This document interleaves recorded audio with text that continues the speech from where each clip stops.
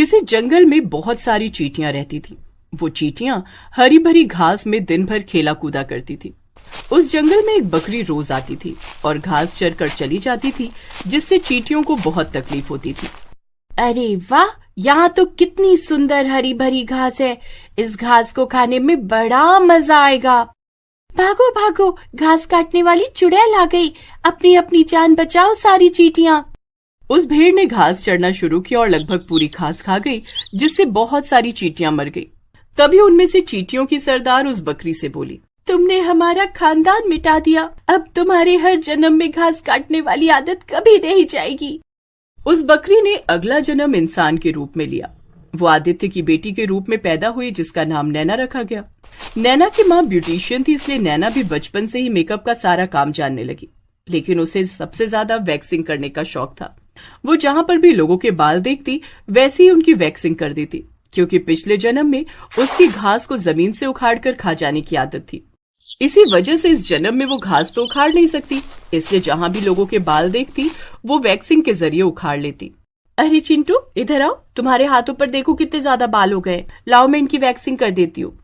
नैना ने उस 10 साल के लड़के की वैक्सिंग कर दी। लड़के को बहुत दर्द हुआ और वो चिल्लाता हुआ अपने घर भागा। धीरे धीरे नैना बड़ी हो गई और उसकी शादी कर दी गई। सुहाग रात वाले दिन उसका पति अखिलेश उसके कमरे में आया और उसके करीब बैठ गया।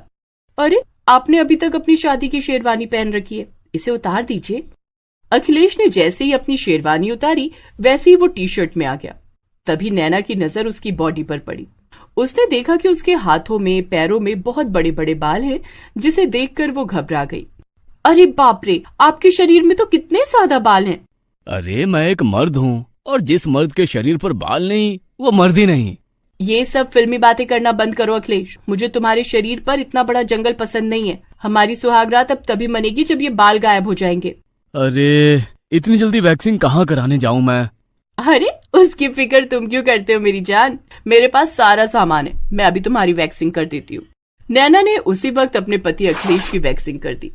वैक्सिंग कराते हुए अखिलेश को बहुत जोर जोर से दर्द हो रहा था, लेकिन किसी तरह वो अपने दर्द को छुपाए हुए था।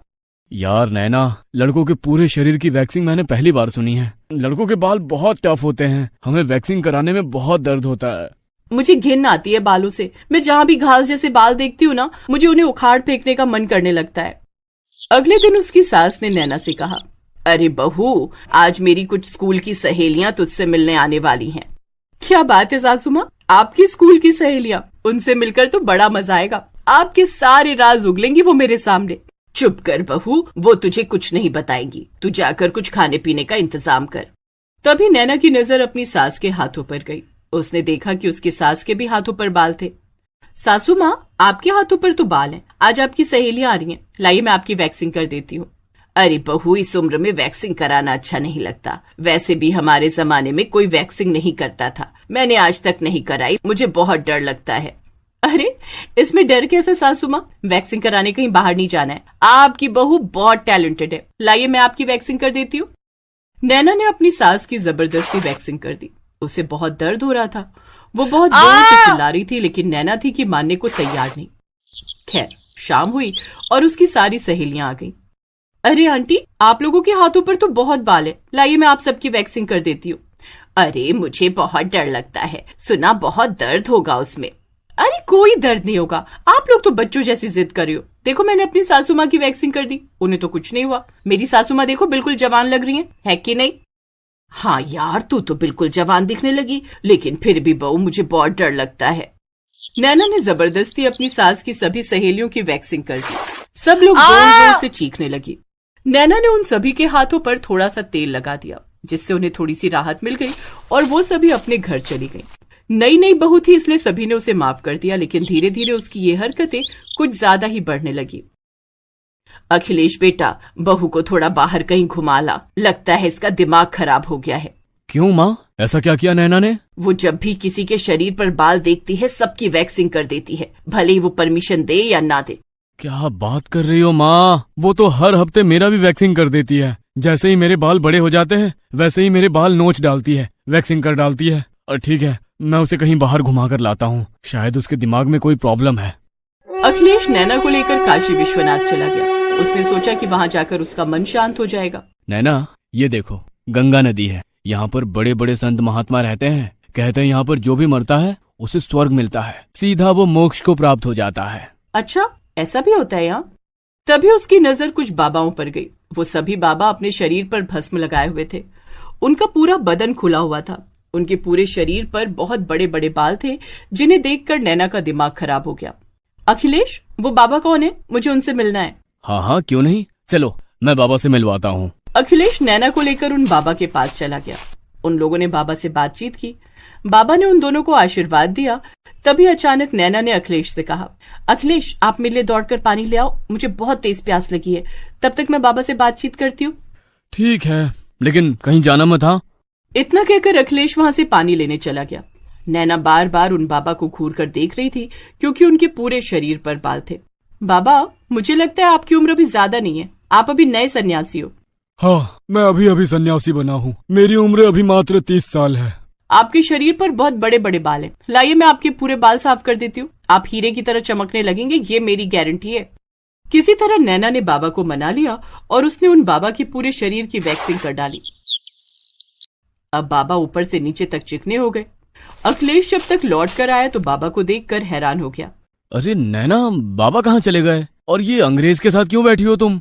अरे ये सामने बैठे तो हैं बाबा, ये कोई अंग्रेज नहीं है, ये वही बाबा है। मैंने इनकी वैक्सिंग कर दी, देखो कितने अच्छे लग रहे हैं। हैं?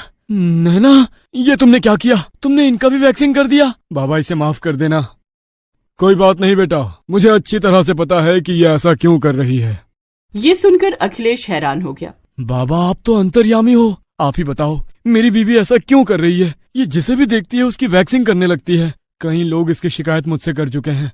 कई लोगों की तो पूरी त्वचा जल गई, बहुत सारे लोग बीमार हो गए। इसी वजह से मैं इसे लेकर यहाँ पर आ गया।